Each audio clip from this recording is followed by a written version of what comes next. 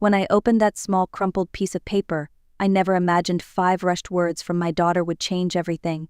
Pretend you're sick and leave. For a moment I just stared, unsure whether to laugh or be alarmed. My 14-year-old daughter, Sophie, stood before me, pale, her eyes wide with fear that didn't belong to a child. My name is Linda Walker.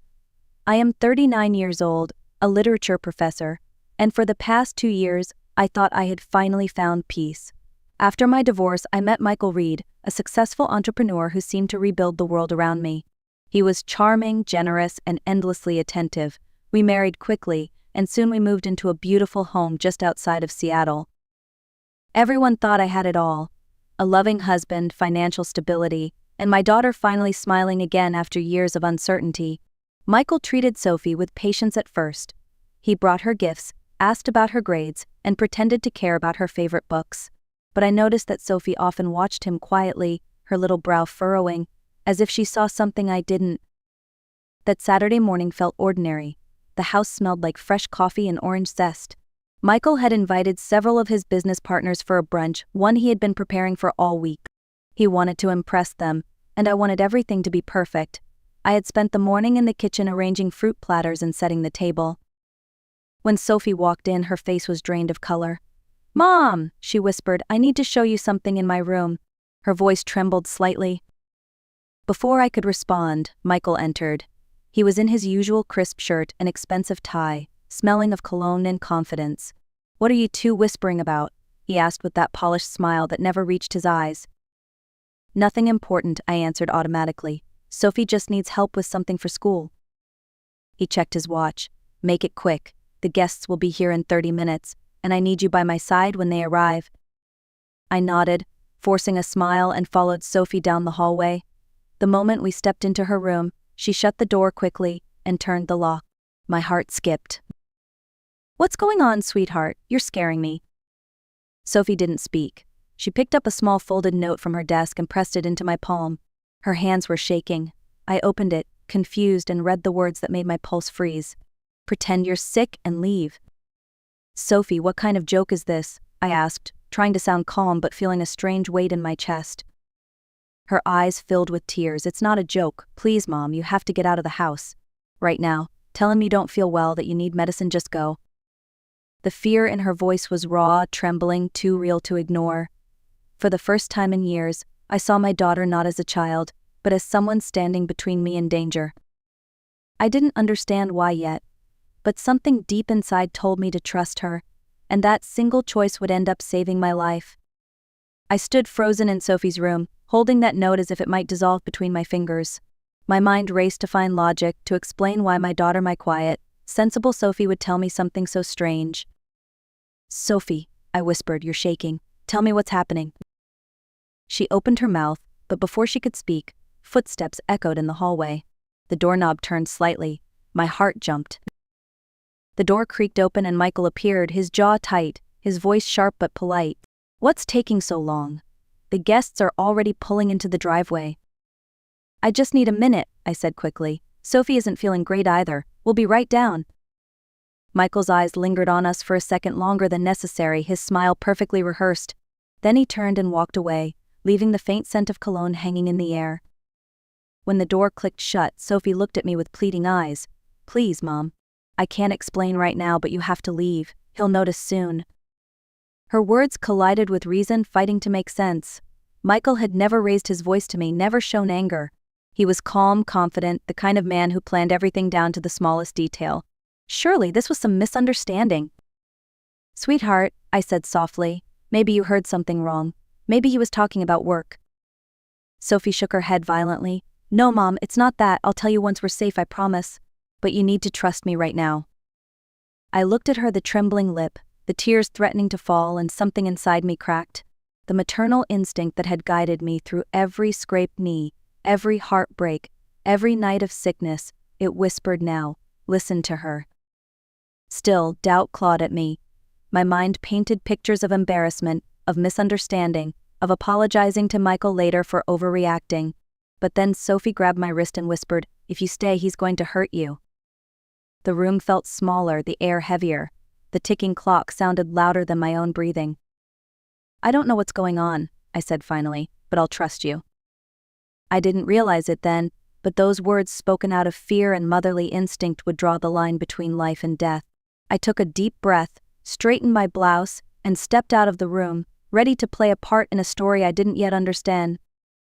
Downstairs, the living room was already buzzing with polite laughter.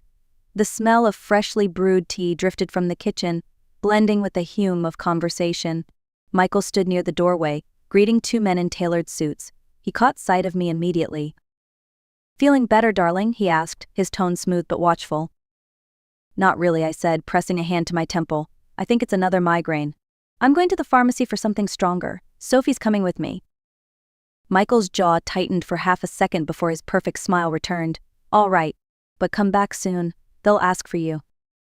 "Of course," I said softly. My voice sounded steady, but my heart was hammering so hard I thought he could hear it. Sophie and I walked calmly through the front door. The moment we stepped outside, she gripped my hand so tightly it hurt. "Drive, Mom," she said under her breath. "Just drive." We climbed into the car, and as soon as the gate closed behind us, I saw her shoulders tremble. Her voice cracked when she finally spoke. "I heard him last night," she whispered. "He was in his office talking on the phone. He said you'd drink the tea today, like you always do, and no one would suspect a thing.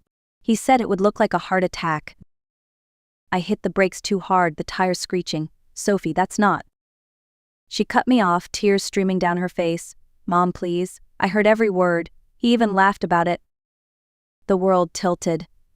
The tea, the sudden insistence that I drink it during every brunch, the insurance paperwork Michael made me sign months ago for protection. It all flashed before me like shattered glass rearranging into a picture I didn't want to see. "Sophie," I whispered, my throat dry, "you're sure?" She nodded. "He said after you were gone, everything would be his. The money, the house, and he mentioned me too. He said he'd handle me later." For a moment I couldn't breathe. The air felt thick, the car shrinking around us.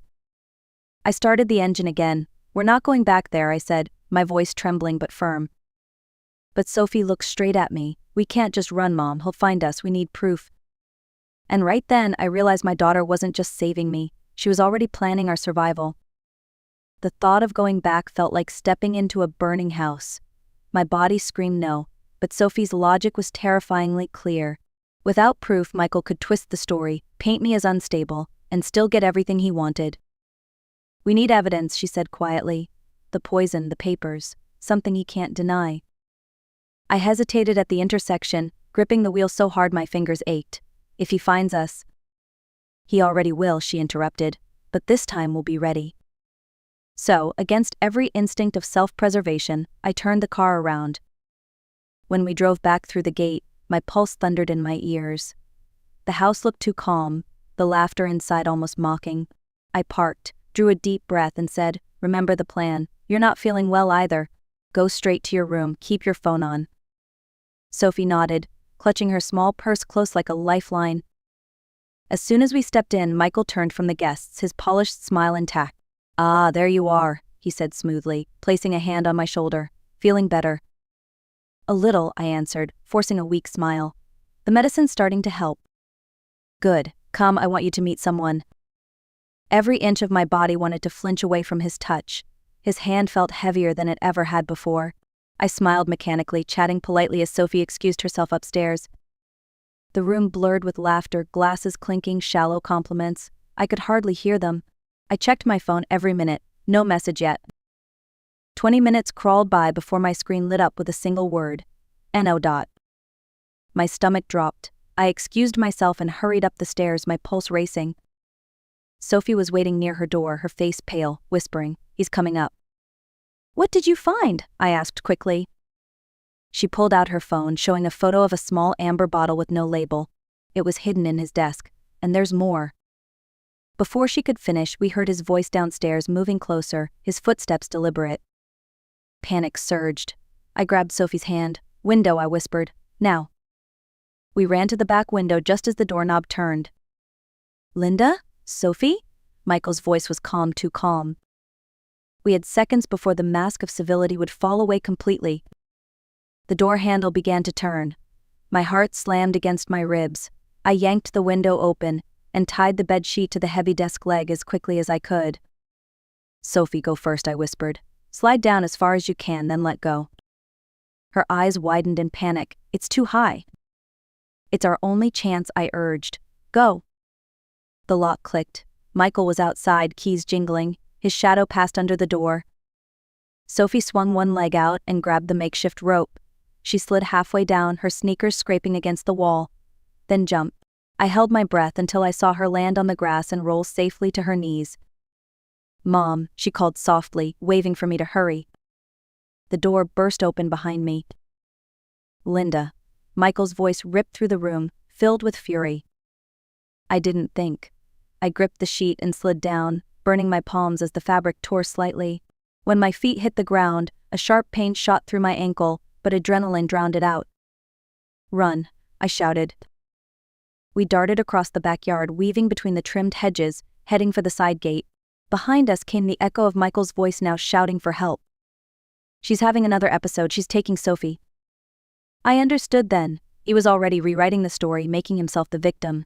If the neighbors heard, they'd believe him, the charming husband, the unstable wife.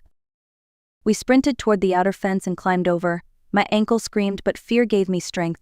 Once on the other side, Sophie grabbed my hand, gasping for breath. Where now? She asked. Into the woods, I said, pointing to the line of tall pines behind the houses.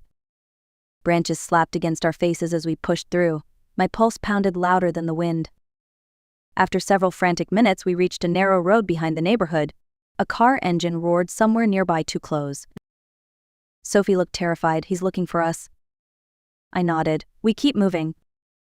We found a busy street and flagged down a taxi. The driver glanced at our disheveled clothes, but I only said, downtown. Fast. As we pulled away, I saw Michael's silhouette appear at the edge of the street, scanning the road. He was already hunting us. But this time I had something he didn't: Sophie's courage and a truth ready to explode. The taxi wove through the Seattle traffic, every turn feeling like a race against time. Sophie sat beside me, clutching her phone like a weapon, her face pale but determined. Mom, what if he calls the police first? She asked, her voice trembling. He probably already has, I said quietly. That's why we need someone who'll believe us before he twists everything. That's when I thought of Karen Blake, my old friend from college. She was now a criminal attorney, sharp, fearless, and the only person I trusted to help us. I grabbed my phone and called her. To my relief, she picked up on the second ring. Karen, it's Linda. I need your help. It's serious. Michael tried to kill me. There was a brief pause, then her voice came through steady and professional. Where are you? At the Riverfront Mall, second floor, near the coffee shop. I'm on my way. Don't talk to anyone, especially not the police, until I get there. When we arrived, I led Sophie into the cafe. The smell of espresso should have been comforting, but my nerves were shot. We sat in a corner booth. I could see my reflection in the window, hair messy, eyes red, a woman caught between fear and disbelief. Sophie's phone buzzed. A message from Michael. Where are you? Please, come home. You're confused. I showed her my own phone, 10 missed calls and a voicemail from him, sounding perfectly calm. Linda, sweetheart, please call me back. You're not well. I just want to help you. My stomach twisted. He was already building his defense. 15 minutes later, Karen arrived, sharp navy blazer, hair pulled back, calm under pressure. She looked at me once, then at Sophie, then said, "Tell me everything." We told her everything: Sophie's note, the overheard phone call, the hidden bottle. Karen listened without interrupting, her expression unreadable. When we finished, she said, "All right, we need to play this carefully. He'll report you as unstable. He'll say you took Sophie against his wishes. Don't panic when officers approach you. Let me handle it." As if on cue, 2 police officers entered the cafe, scanning the crowd. Sophie's grip on my arm tightened. "Stay calm," Karen whispered. The taller officer approached. "Ma'am, are you Linda Walker?" I nodded slowly. "Your husband reported you missing. He's concerned for your mental health." Karen stood immediately, flashing her badge. "I'm attorney Karen Blake, representing Mrs. Walker and her daughter, and I suggest before you label anyone unstable, you take a look at the evidence we're about to show you." Sophie opened her phone, showing the photo of the bottle and the note Michael had written. For the first time that day, I saw doubt flicker across the officers' faces. The officers exchanged a quick glance before the older one cleared his throat. We'll need both of you to come to the station for questioning, he said carefully. Your husband is on his way there now? Karen nodded coolly. Good, we'll meet him there. But my clients are not suspects, they're witnesses and victims of an attempted homicide. The younger officer hesitated.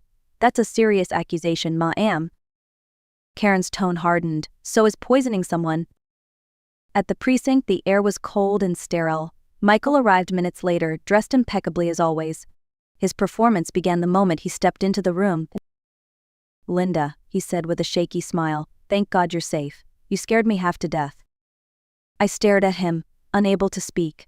His eyes were full of artificial concern, the same eyes that used to make me feel safe. Officer, he continued smoothly, my wife has been struggling. Anxiety, paranoia.